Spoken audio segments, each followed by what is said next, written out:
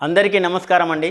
ఈరోజు మనము చనిపోయినటువంటి వ్యక్తి తనకున్న ఆస్తిని మీద వీలునామా రాయకపోతే ఆ ల్యాండ్ ఆ ప్రాపర్టీ ఎవరికి చెందుతుంది అంటే చనిపోయినటువంటి వ్యక్తికి సంతానం లేకపోతే భార్యా పిల్లలు కనుక లేకపోతే ఒకవేళ భార్యా పిల్లలు ఉంటేనో తన యొక్క సంతానానికి భార్యకు పిల్లలకు చెందుతుంది. ఎలాంటి వీలునామా రాయకుండా అసలు అతను చనిపోతే అతని యొక్క ఆస్తి అతని యొక్క వారసులకు చెందుతుంది. ఒకవేళ వారసులే కనుక లేకపోతే ఆ ల్యాండ్ ని ఆ సర్వే నెంబర్ మీద ఆ జిల్లా యొక్క కలెక్టర్ గారు దాన్ని పరిశీలించి రెవెన్యూ డిపార్ట్మెంట్ ద్వారా అంటే ఎంఆర్ఓ రెవెన్యూ డిపార్ట్మెంట్ ద్వారా అతనుకున్న ప్రాపర్టీని అంతా పరిశీలించి 12 సంవత్సరాల వరకు ఆ కలెక్టర్ ఆధీనంలోనే ఉంటదండి ఆ ప్రాపర్టీ. 12 సంవత్సరాల తర్వాత ఆ గవర్నమెంట్ అంటే కలెక్టర్ అంటే గవర్నమెంటే కదా, ఆ కలెక్టర్ గారు ఆ ల్యాండ్ ని వేరే వాళ్ళకి అమ్మేయవచ్చు. అంటే గవర్నమెంట్ ప్రాపర్టీ కిందికి కన్వర్ట్ అవుతుంది.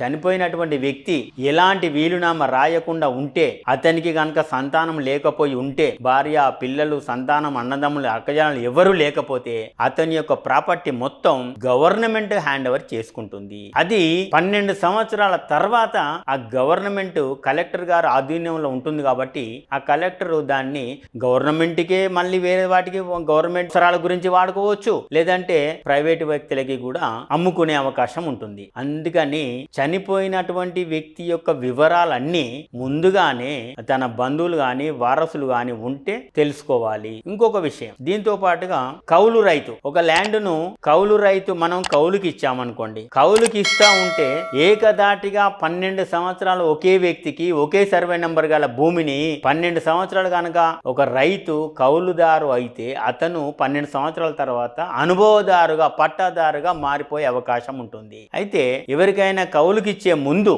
ప్రతి 2 సంవత్సరాలకు ఒకసారి, ప్రతి సంవత్సరం కానీ 2-3 సంవత్సరాలకు ఒకసారి అయినా కానీ కౌలు మార్పిడి చేసుకోవాలి. అంటే కౌలు చేస్తున్నటువంటి మనిషి వ్యక్తిని ఆ రైతును మార్చాలి. లేకపోతే అతను ఒక 12 సంవత్సరాలు బట్టి అదే వ్యక్తి అక్కడ వ్యవసాయం చేస్తా ఉంటే చుట్టుపక్కల వాళ్ళు కూడా ఇతను కొన్నాడేమో ఇతనిదే అని అనుకుంటారు. అతను కూడా ఆ సర్వే నెంబరు దొరకబట్టుకొని ఆ సర్వే నెంబర్ ఏదో విధంగా సంపాదించుకొని దాన్ని పేపర్ గా రాయించుకొని మార్టిగేజ్ అంటే ఫోర్జరీ సంతకాలతోనే కూడా రిజిస్ట్రేషన్ చేయించుకునే అవకాశం ఉంది. ఇంకొకటి ఏంటంటే గవర్నమెంట్ రూల్ ప్రకారంగా 12 సంవత్సరాలు ఒకే వ్యక్తి ఒకే సర్వే నెంబరు ఒకే ల్యాండ్ ని ఏకదాటిగా కౌలు చేస్తా ఉంటే అతను దానికి సంబంధించినటువంటి భూమి శిస్తు కానీ కరెంట్ బిల్లు కానీ ఇంకా గవర్నమెంట్ కట్టవలసిన పనులు అతనే చెల్లిస్తా ఉంటే అతనికి ఆటోమేటిక్ గా ఆ ఆస్తికి హక్కుదారుడు అయిపోతాడు. కాబట్టి 12 సంవత్సరాల కన్నా ఎక్కువ మించి ఎవరికి కౌలుదారు ఇవ్వకూడదు. ప్రతి 2 సంవత్సరాలకు ఒకసారి లేదా 3 సంవత్సరాలకు ఒకసారి కౌలుదారుని మార్చాలి. 2 సంవత్సరాలు గ్యాప్ ఇవ్వండి,